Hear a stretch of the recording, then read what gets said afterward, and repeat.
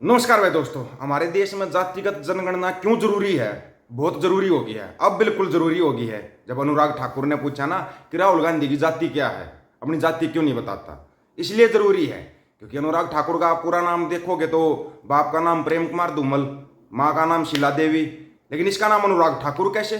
ये ठाकुर शब्द कैसे आ गया?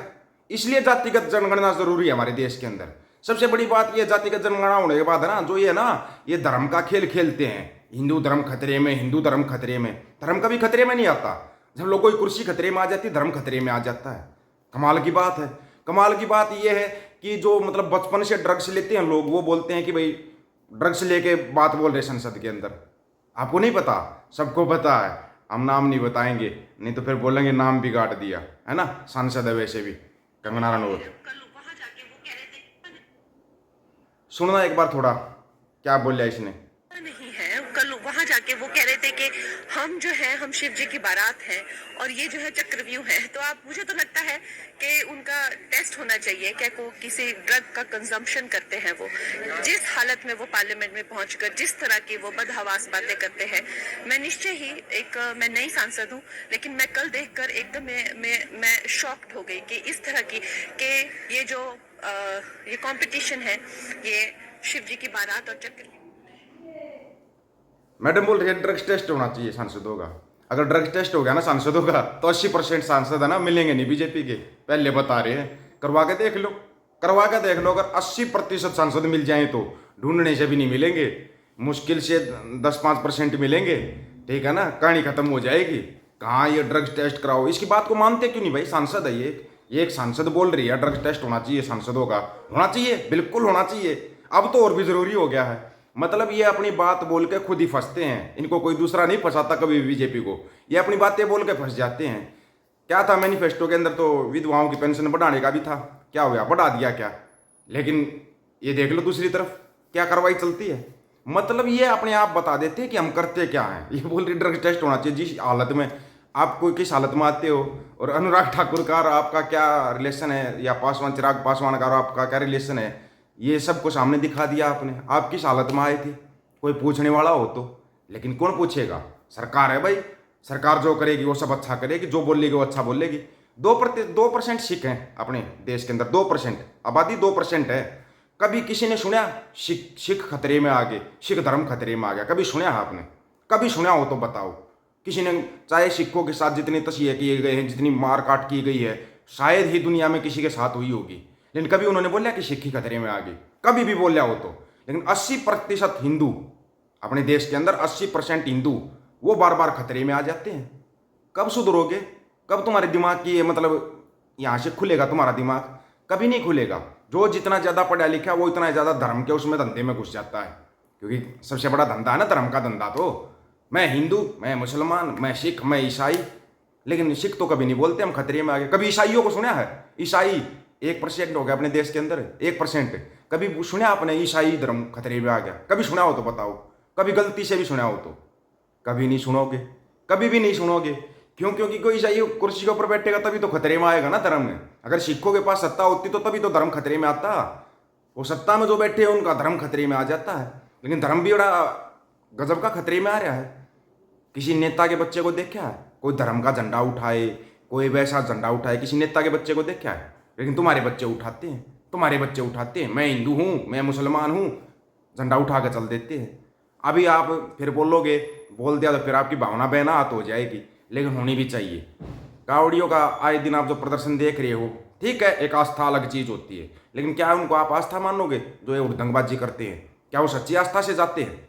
जाते क्या सच्ची आस्था से? नहीं जाते। हम कह रहे हैं अभी कहीं किसी वो उसके ऊपर गाड़ी के ऊपर बैठे हुए हैं, उनको करंट लगने से, कल की बात है, 3-4 की डेथ होगी। क्या ये अच्छा है? अपने घर पर रहते, अपने माँ बाप के पास काम करते, लेकिन नहीं, वहाँ जाएंगे।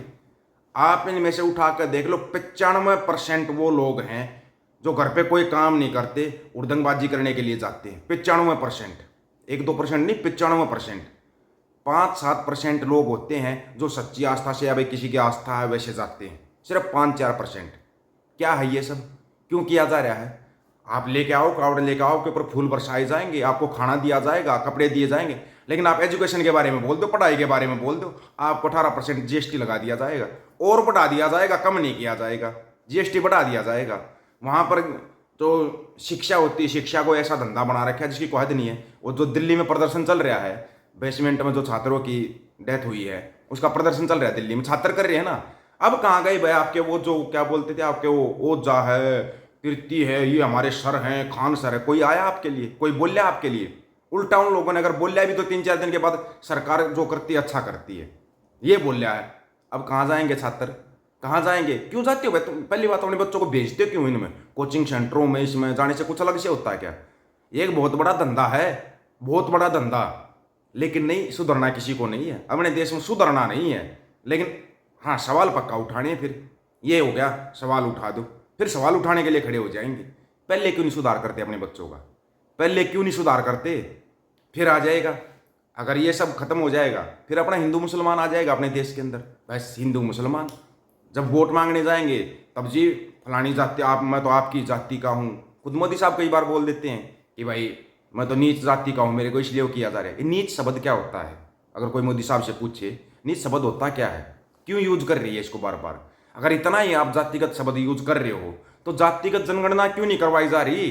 हरियाणा में पता तो लगे। एक तरफ तो बोल देते हरियाणा भाई जाटों का हरियाणा, कितने परसेंट जाट है? एक बार ये भी तो जनगणना होनी चाहिए ना, पता तो लग जाएगा जाट कितने परसेंट है, पता लग जाएगा। फिर किसका हरियाणा ये भी पता लग जाएगा। नहीं तो ना हरियाणा के अंदर वोट मांगते, मैं पंजाबियों का नेता, मैं जाटों का नेता, मैं फलानों का नेता, मैं ढिमकानों का नेता। सबको पता है जब भी वोटिंग का समय आता है जाति धर्म इसके ऊपर चलता है राजनीति। एजुकेशन, शिक्षा, स्वास्थ्य इसके ऊपर क्यों नहीं चलता? क्योंकि हम लोगों को ये चीज़ चाहिए ही नहीं। शिक्षा स्वास्थ्य से, रोजगार से हमें कोई मतलब ही नहीं है। बेरोजगारी कहाँ है अभी? देखो आप कार्ड लेने के लिए 20 करोड़ लोग बच्चे जा रहे हैं, 20 करोड़ कहाँ है? उनको अब कोई महंगाई नहीं दिखती, कोई मतलब ये नहीं दिखता कि लोग बेरोजगार हैं हम, नहीं दिखता उनको बस। लेकिन 1 महीने बाद दिखाई देने लग जाएगा, 1 महीने बाद दिखेगा, फिर खड़े हो जाएंगे। बेरोजगारी होगी, बेरोजगारी के जिम्मेवार तुम खुद हो, सरकार थोड़ी जिम्मेवार है। तुम सरकार से सवाल ही नहीं करते, सरकार क्यों जिम्मेवार होगी? तुम्हारे को अगर सरकार चाहिए तो तुम्हारे को शमशान घाट बनाने के लिए सरकार चाहिए तो फिर सरकार शमशान घाट ही बना के देगी तुम्हारे को। मंदिर बनाने के लिए सरकार चाहिए तो मंदिर बनाएगी। तुमने बोले आईआईटी चाहिए, आईएम के कॉलेज क्यों नहीं बनते? बोलिया कभी? कभी किसी ने बोलिया क्या? नहीं बोलिया। 90% को बस धर्म का ठेका चाहिए, तो धर्म का ही खेल चलेगा देश के अंदर। कभी शिक्षा स्वास्थ्य रोजगार पर बात होती क्या? क्यों करेगी सरकार? क्योंकि आप लोग करते ही नहीं, सवाल ही नहीं करते जब नेता वोट मांगने के लिए आते हैं। कमाल हो रखा है। हम बोल देते हैं भाई पंजाब में बार बार बदलाव आ जाता, क्यों पंजाब में बदलाव जरूरी है? पंजाब वालों को पता है कहाँ पे बात रखनी चाहिए। हमारे वालों को तो पता है ये जाति पर धर्म पर चुनाव लड़ेंगे, तो जाति और धर्म का ही खेल चलेगा फिर हरियाणा में। आंखें खोल लो अपनी आंखें। आपको फिर सवाल पूछने का कोई अधिकार नहीं है, या किसी पर कमेंट करने का कोई अधिकार नहीं है। किसी पर कमेंट करने का अधिकार नहीं है आपको, आप कर ही नहीं सकते कमेंट, क्योंकि आपने सरकार ही ऐसी चुनी है। तो आप कमेंट कैसे कर रहे हो? अगर फिर कोई आवाज उठा रहा है, टांग खींच दो उसकी। लेग पुलिंग, इसमें हम महारथी हैं, लेग पुलिंग में महारथी हैं हम। लेग पुलिंग बड़ी अच्छे तरीके से जानते हैं हम, 1 मिनट में कर देते हैं। कोई सवाल उठा रहे तो सरकार से सवाल नहीं, फिर वो देश से सवाल हो जाता है, फिर वो धर्म खतरे में आ जाता है। आप लोगों की क्या राय है भाई इसके बारे में? आप लोग अपनी राय रखना, आपकी राय का इंतजार रहेगा। सभी साथियों को राम राम, नमस्कार, आदाब, सत श्री अकाल। वीडियो को ज़्यादा से ज़्यादा शेयर, चैनल को सब्सक्राइब और बेल आइकन को जरूर दबाना दोस्तों। ऑफिशियल दीपक फौजी यूट्यूब चैनल, बात हक और सच की करेंगे, हक सच की बात हम करेंगे। वीडियो को ज़्यादा से ज़्यादा शेयर करने की जिम्मेवारी आप लोगों की। गज के आखो, वाहिगुरु जी का खालसा, वाहिगुरु जी की फतेह।